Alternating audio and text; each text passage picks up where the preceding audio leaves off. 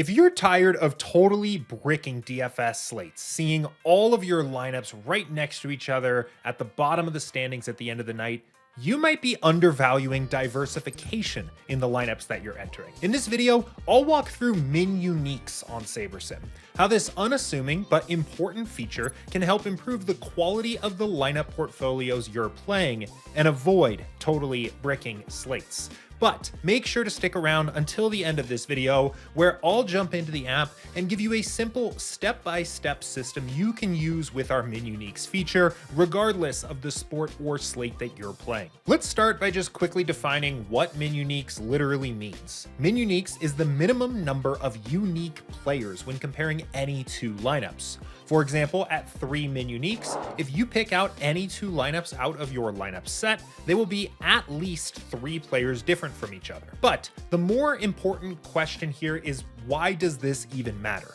Minuniques are intended to reduce the similarity between the lineups that you play. And the first benefit that this gives us is it helps reduce the variance of our results by diversifying the entry fees we paid to play that slate. GPP contests are very top-heavy.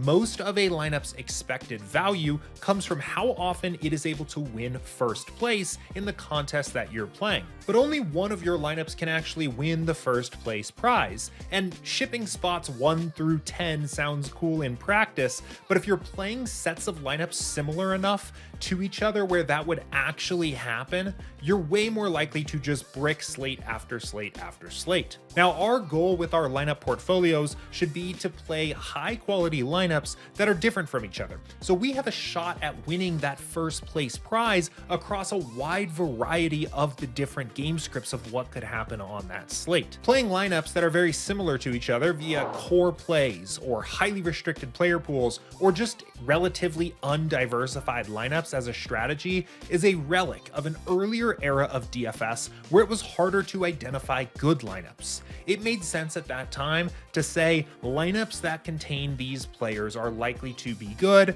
so let's lock those players in and build as many lineups around them as possible. Now, that's no longer the case in DFS in 2024. With SaberSim, you can build 5,000 competitive lineups in under a minute for any slate across the full range of possible game scripts, so the lineups you take with you into your contests should be well diversified. However, even if you didn't care about variance at all, it would still be to your advantage to play diversified lineups because it reduces the fragility of your lineups. The projections, ownership projections, and simulations you use to build your lineups have assumptions naturally baked into them.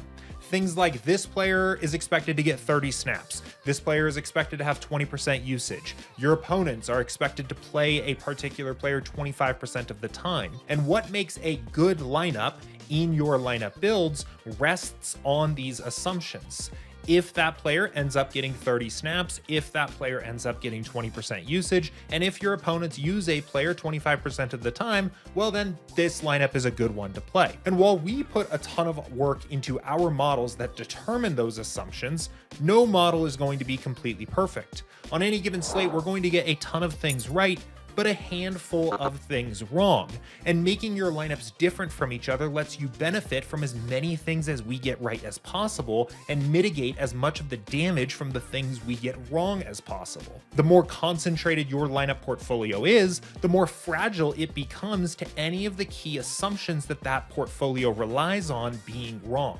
Now, if you've used optimizers to build lineups before, this probably isn't the first time you've heard of Minuniques. However, 90% of DFS players using Minuniques with traditional optimizers are using it wrong and making their lineups worse, and it's not their fault. It is the fault of the way the optimizer is built. Most optimizers require you to set Minuniques as a build setting before you actually build your lineups. The optimizer will build the best possible lineup and then throw out every subsequent lineup until it reaches the next possible best lineup that has the level of uniqueness you requested. This becomes highly restrictive very quickly, sacrificing the overall upside and projected score of the lineups that you're building. Just imagine how heavily restricted your 150th lineup you build is, when it must be 3 players different from all 149 lineups that preceded it. On SaberSim, rather than a pre-build optimizing setting, Minuniques are a lineup selection setting that happens after the build. Setting Minuniques on SaberSim affects which lineups are selected from your overall pool, but each lineup in that pool is still the best possible GPP lineup for a given sim of the way that the slate may go. This way, you don't sacrifice the way that your lineups are constructed for diversification, you merely change the way that those lineups are selected when you enter your actual lineups into your contests. And while this is a much less restrictive and punishing approach to get that diversification, it does not mean that using Minuniques on SaberSim comes without any cost at all, and you should consider the cost when you are implementing them into your process. After building your lineups on SaberSim, and if you're on the Ultimate plan running your contest sims, you should be aware of the aggregate metrics you see on the build screen. These are going to give you a sense of where your lineups are at, the high, low, and average ROI, or if you're on the starter plan, the projected score or Saber score of your lineups. You can consider these the baseline metrics for your current set of lineups, and they're the easiest way to measure the cost of increasing Minuniques.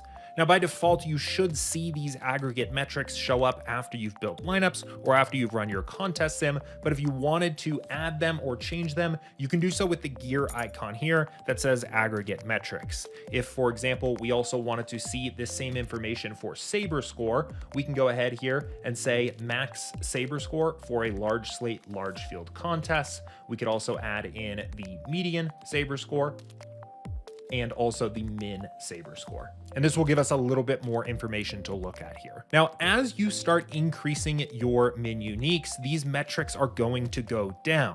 And that is to be expected, and it's totally okay. Remember, as you are increasing your Minuniques here, you are making each lineup that you're playing less correlated to every other lineup you're playing, and less fragile to any of your assumptions being wrong. But there is a balance here in between the costs in the form of what you are sacrificing with your ROI or Saber scores shown here versus the diversification you're getting with the Minuniques.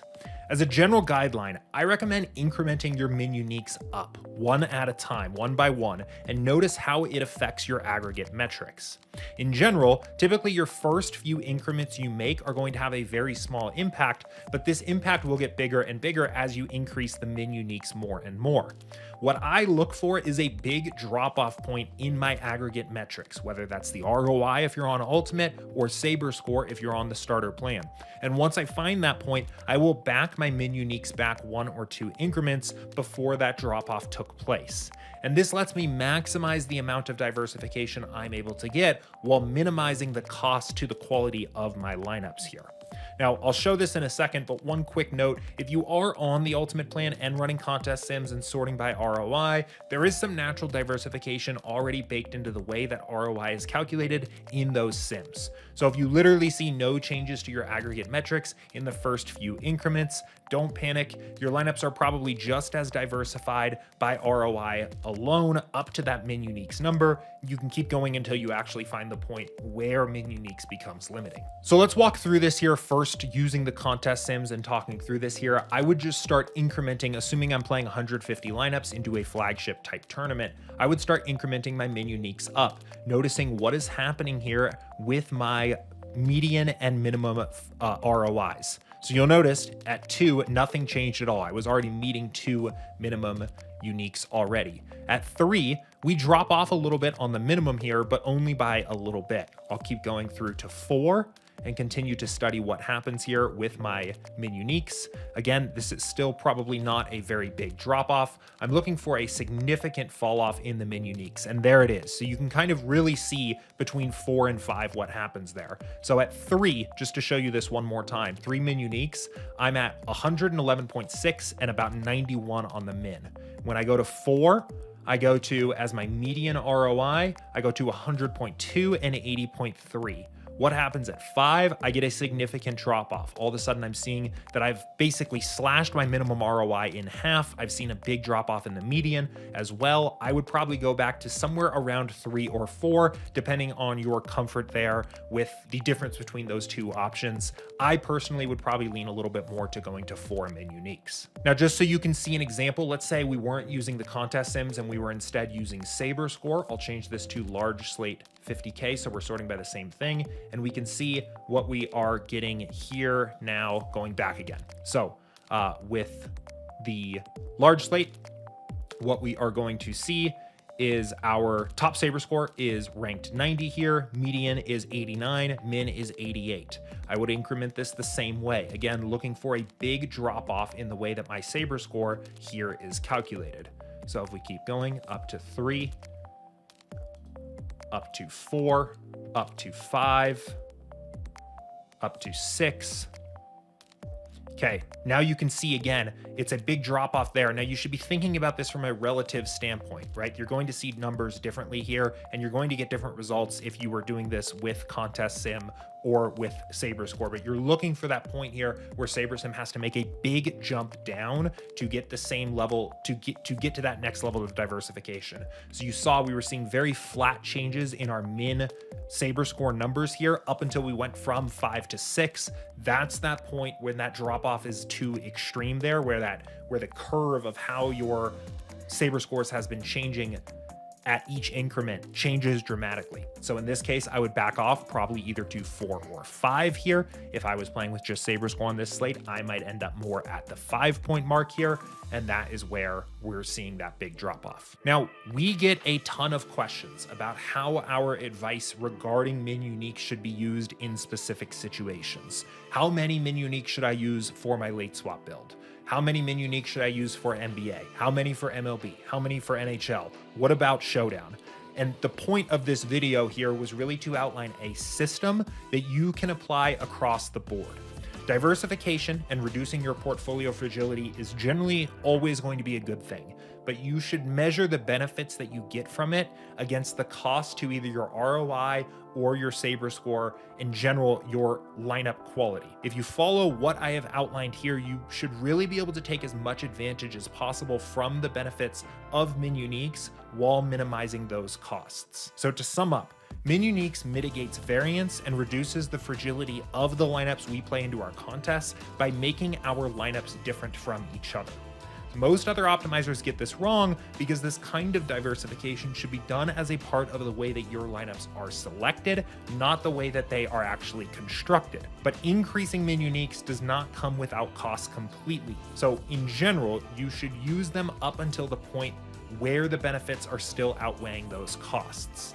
In general, increment your Minuniques up one at a time and look for that point where you see a big drop off on the minimum measurement of your lineup quality here, whether that's ROI or whether that's saber score. But of course, Minuniques are only a very small part of the DFS puzzle and certainly not the skeleton key to DFS success. So for a complete guide on how to beat NFL DFS, you should check out this video next. And in the meantime, thanks for watching, good luck, and I'll see you in the next one.